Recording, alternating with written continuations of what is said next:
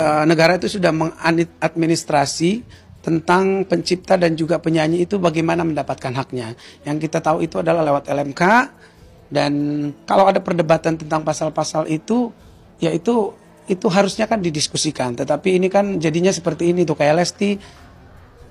Ini kita bilang oknum lah, oknum pencipta lagu, nanti sembarangan tuh semuanya akhirnya mengisu penyanyi-penyanyi itu yang belum izin lah apa segala. Padahal memang di dalam undang-undang itu sudah diatur mekanismenya. Penyanyi itu menyanyikan lagu, nanti pembayarannya akan dilakukan oleh LMK gitu. Jadi kalau hal-hal kayak gini tidak diinformasikan dengan tepat, ini nanti akan chaos. Nanti semua orang jadi takut nyanyi. Lagu itu yang tadinya diproduksi untuk orang happy jadinya bikin takut gitu loh. Ini hal yang menurut aku memang pemerintah, sekali lagi pemerintah harus turun tangan untuk mengetok. Khusus untuk Lesti Kejora ya. Ini kan kasusnya lagi dibombardir nih sama orang-orang di luar sana yang ingin mendapatkan satu perhatian ya. Dan mungkin ujung-ujungnya royalti dan ada apalah di sana ya. Bener gak sih? Gitu loh. Tapi yang jelas ya, adanya lagu kalau tidak dinyanyikan dengan orang, dengan artis yang mumpuni, yang bisa membawa lagu itu menjadi indah, renyah, enak didengar, dan dimerdukan oleh seorang penyanyi tersebut, maka lagu tersebut belum tentu loh bisa tenar. Nah, jadi yang namanya musik itu adanya kolaborasi antara memang benar-benar lagu itu mengandung komersil dan si pembawanya juga membawakan nyawanya untuk bisa menyanyikan dengan merdu dan syahdu. Di situ. Jadi yang namanya lagu tidak akan menjadi sesuatu kalau tidak dinyanyikan oleh artis yang bisa memberikan nyawa terhadap lagu tersebut. Kalian percaya nggak sama saya? Ini kita bicara tentang psikologis ya. Jadi lagu apapun itu, kalau yang menyanyikannya tidak bisa membuat lagu itu enak dan indah dan bisa didengar dengan baik, maka lagu itu tidak ada apa-apanya. Walaupun lagu itu bagus. Gitu loh. Banyak kok lagu-lagu bagus dinyanyikan oleh si A, ternyata nggak boom. Tapi pada saat dinyanyikan oleh si B, lagu itu nge-boom. Karena apa? Karena nyawa seseorang bisa membawa sesuatu terhadap lagu tersebut. Gitu loh. Itu secara psikologis ya. Jadi yang tadi tuh yang bicara tentang agak-agak sedikit menggebu-gebu tuh ibu-ibu yang pakai baju hijau ya. Saya rasa ibu juga harus, ya saya paham ya, ibu mungkin sudah beberapa kali menghubungi, namun tidak ada respon. Namun mungkin ini adalah jalan terbaik menurut ibu, gitu kan. Tapi kalau menurut saya nih, ya sebaiknya kalau memang itu tuntutan, kenapa tidak kepada artis yang lain juga, atau siapapun yang menyanyikan lagu tersebut, gitu loh. Nah sekarang ini kan masa cuma Lesti yang dituntut gitu loh. Secara yang menyanyikan lagu itu banyak sekali. Kalau nggak salah tuh yang dihitskan oleh penyanyi-penyanyi terkenal ada 5 orang deh kalau nggak salah yang tadi saya lihat ya. Namun gini deh, udahlah nggak usah ribut-ribut, nggak usah gonjang-ganjing. Atau kalau tergantung ya, kalau memang ini pengen tenar, ya itu lain cerita, bener nggak sih? Tapi secara hukum dan secara psikologis nih, kalau kita bicara tentang ini, ya udahlah, nggak usah lah, damai itu indah lah gitu loh. Jadi nggak usah mengada-ngada, nggak usah terlalu nge-push hal tersebut. Udah, kita sama-sama meyakinkan atau meyakini bahwa hal ini adalah sebuah khilafan aja gitu loh. Kalau memang mau ada tuntutan materi, ya silahkan dibicarakan dengan baik, nggak usah pakai lapor-lapor lah, ya kan? Udahlah, sesuatu yang damai, sejahtera aja kan lebih bagus, bener nggak? Para Lesti lover di sini pasti setuju dengan saya, karena ya itu kembali lagi, tanpa ada orang yang menyanyikan dan memberikan nyawanya terhadap lagu tersebut, lagu itu tidak ada apa-apanya.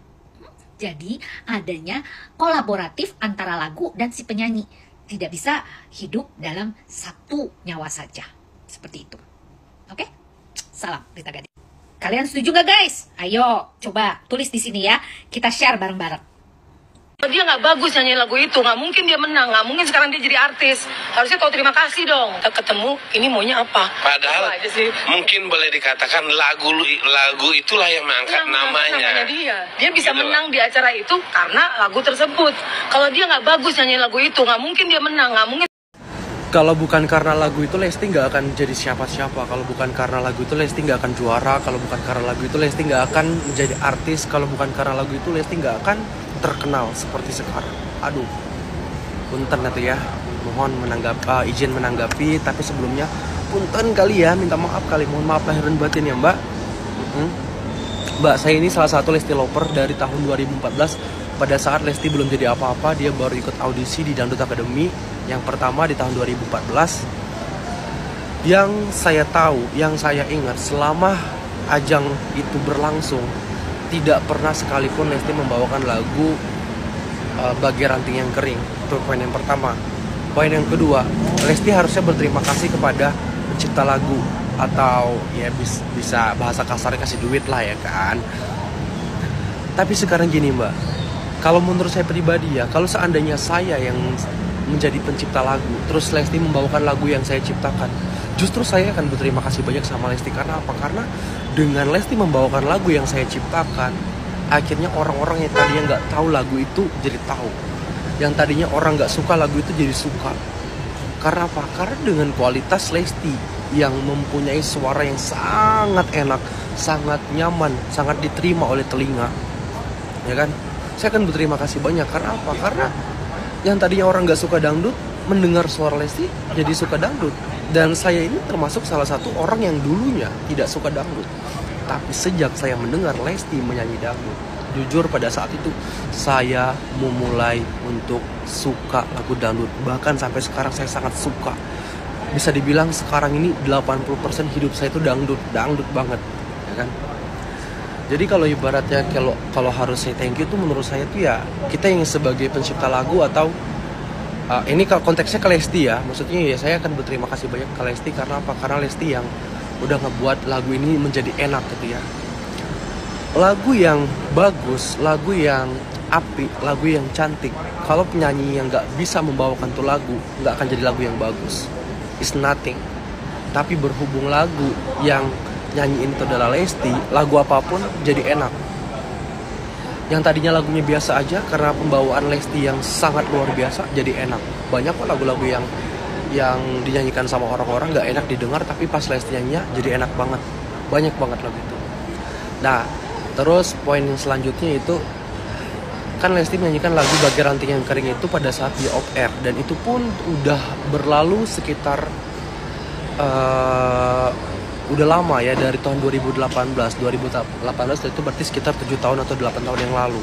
Kenapa baru dipermasalahkan sekarang aja gitu ya?